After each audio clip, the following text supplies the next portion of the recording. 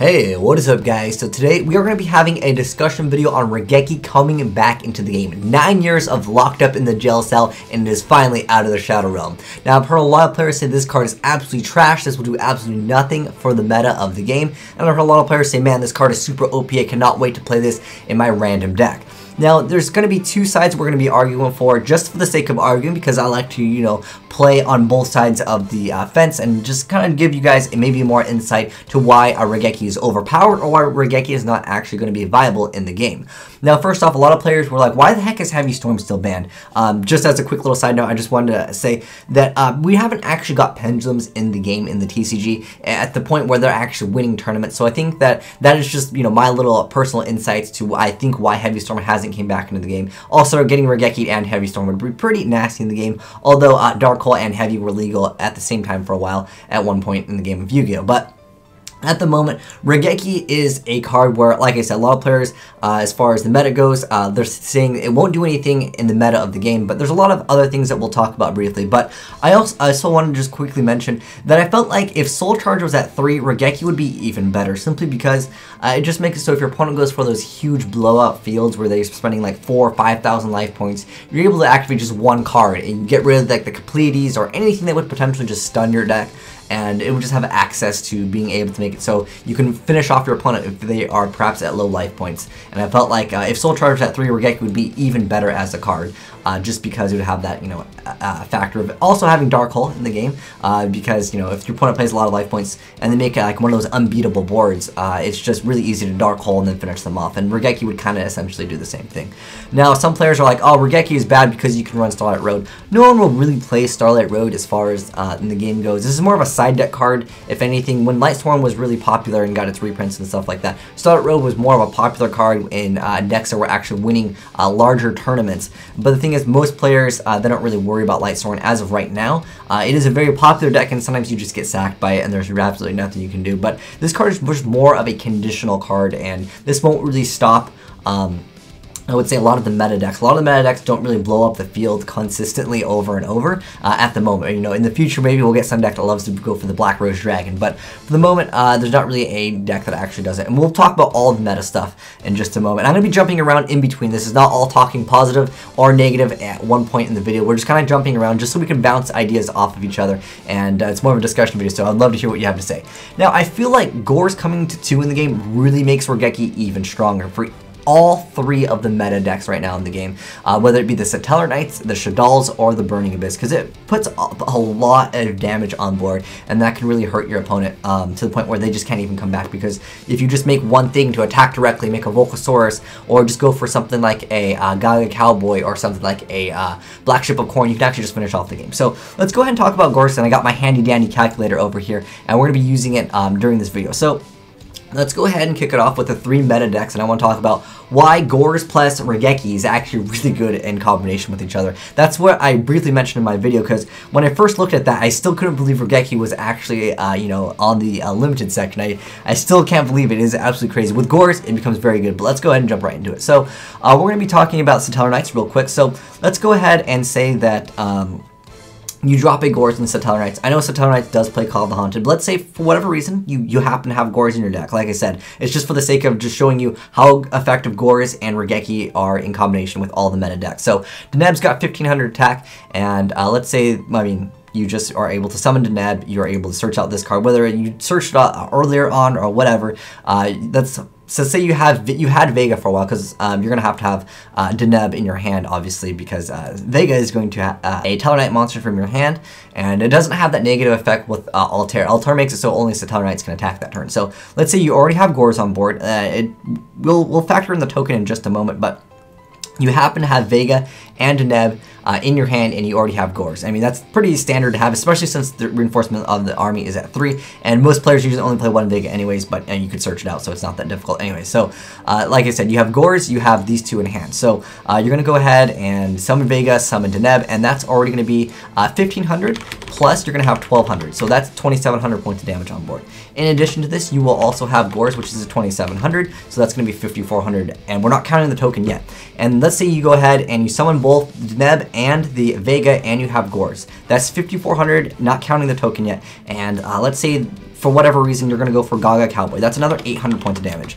And if we subtract the 6,200 from the 8,000 life points, let's just say no upstart goblins or anything was activated, that's only 1,800 more points of damage that you need to deal, which hopefully your token is at least at 1,800, which more than likely it should be. You should just wait for the larger monster to attack, and then you can actually drop the gore. So you can still tactically kind of OTK your opponent in SATELLARKNIGHTs. Let's go ahead and now jump into these Shaddolls. We're going to use Construct for this example. You can use Window if you really want to, but I'd say, I mean, they're able to actually send the same amount of darks, because usually you want the darks anyway. So let's go ahead and say you have Gores out on board, and you have a Shaddol Fusion. And that's, you know, pretty realistic to say, because it's at 3. You can search out the Fusion off of Hedgehog anyways. So Construct is 28, so we'll go ahead and do that with the calculator. We'll put in 28. Gores is 27, so we'll add that to the calculator. Now, Construct, when you go ahead and actually send Hedgehog, you can actually search out a card, or if you run the new Hound, you can search out another card off your graveyard. So for the sake of this, we'll just add 1900, because Dragon's got the most attack, and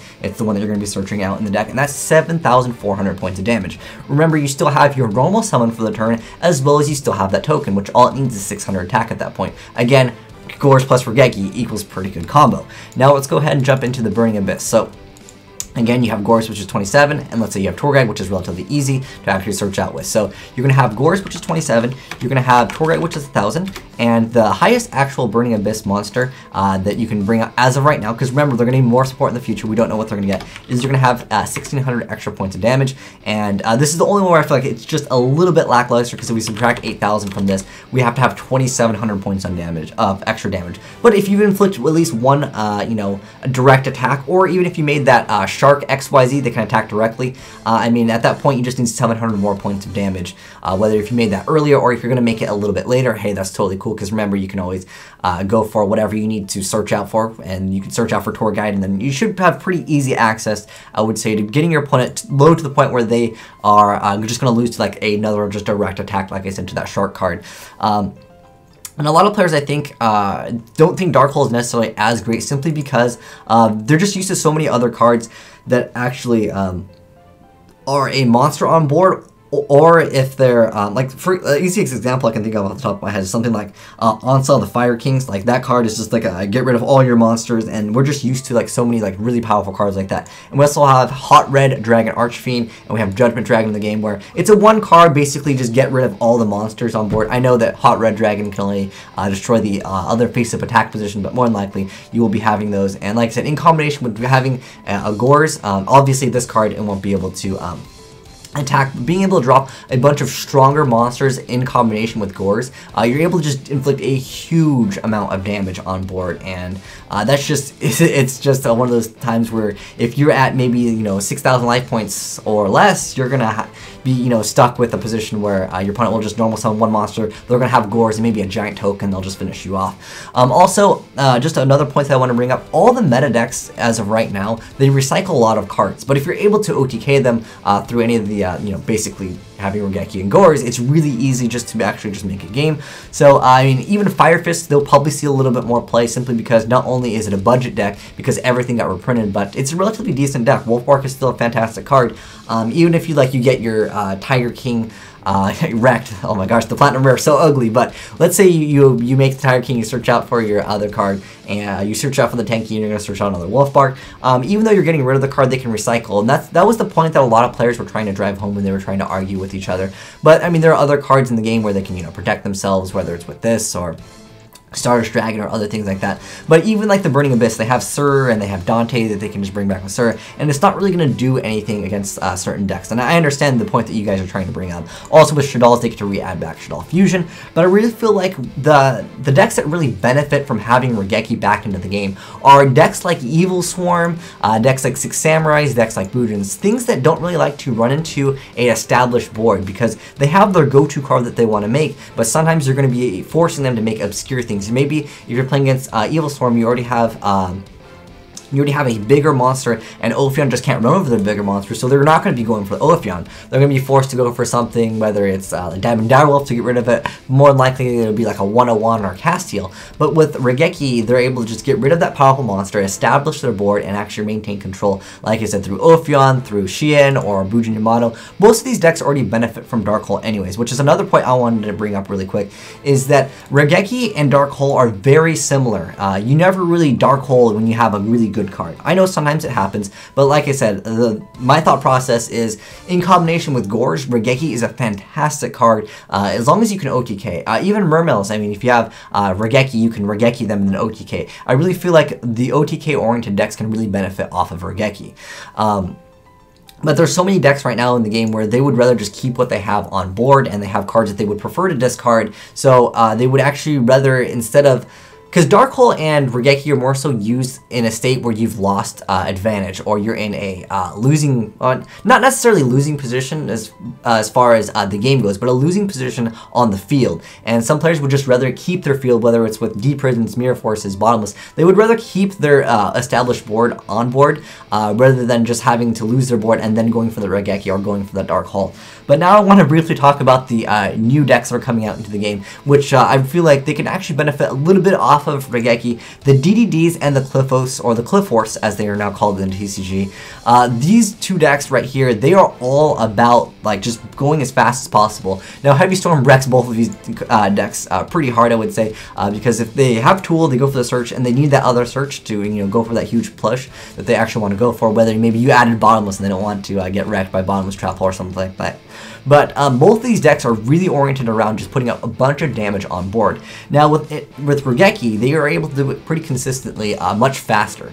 Without Raigeki, they can still pull it off. DDDs, if you guys don't know what the heck this deck does, I'll be doing some more stuff on this archetype. But this deck is all about the speed. It basically is just, it basically times itself to beat you. Otherwise, they will actually ruin their own pendulum scale if they let the duel go on too long. This deck is all about the fusions, the XYZs, and Synchros. This has everything built into the deck. Now the Cliffos are all about the complete pendulum. Both of these are actually pendulum-based decks, but the DDDs have a little bit more room to actually play without the pendulums. But the Cliffos are all about the pendulums, completing your scale really, really quick, then just throwing everything on board, or they can actually play killer. Most of the players usually only play one killer anyways, but I like 3. That's my tech choice. But as far as both of these decks go, I feel like Raigeki can be used in them, but with the whole pendulum mechanic in the game, I think the logic of being able to get rid of your opponent after they go for a big play, it's not going to really hurt pendulums at all, because first off, the 2 pendulum decks that will actually be viable in the game. I know we have the trampoline,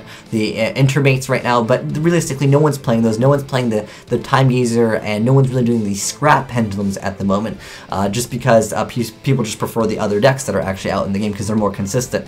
But the thing is, those decks don't necessarily OTK, I would say. Well, the Trampoline Cat, like Intermate, the Performer Pals actually is what they're called. That deck is like, well, it's partially incomplete right now, and a lot of the Pendulum stuff is incomplete at the moment, but the DDDs and the Cliffhorse are more about the OTK-oriented playstyle, so I feel like Raigeki won't even be a good rebuttal card, because I feel like a lot of these decks like to spam out everything, and if you Raigeki, unless you OTK them, they're just going to bring back all their pendulum stuff that was destroyed, and they're just going to be able to get free like advantage. And that's what I think a lot of players are saying as far as why Raigeki is not like a really good card in this format, because of everything recycling. But my argument is that I personally, like, if you guys want to know what my thoughts are, I think Raigeki is fantastic with Gores. Other than that though, it's an okay card. Like I said, it goes back to the same idea as Dark Hole. For me, or a lot of people even that have been winning a lot of YCSs, they don't even play Dark Hole, because most of the decks maintain free advantage anyways. And like I said, there's a bunch of ways to use Raigeki in combination with Gores to actually finish the game off. And like I said, if you've inflicted one direct attack, I mean, just a Gores and a normal summon, and you have your token Raigeki, it can make a game. But I would love to know what you guys think. Do you guys think that it is garbage? And let me know your reasons why, because a lot of people were just commenting and they're saying Raigeki's not going to do anything for the meta. But I would like to know very specific examples of certain matchups, maybe certain archetypes, what archetypes actually favor it. Like I said, I feel like like most of the archetypes that favor Raigeki are things that really like to have a linear playstyle, and they have like a go-to card that they want to make, but maybe against an established board they can't make anything. But like I said, it's a discussion video, so if you disagree with me, hey, definitely let me know. I encourage you to disagree with me. That way I learn something too. But anyways, thanks for watching, guys. Have a great day. Azneyes signing out.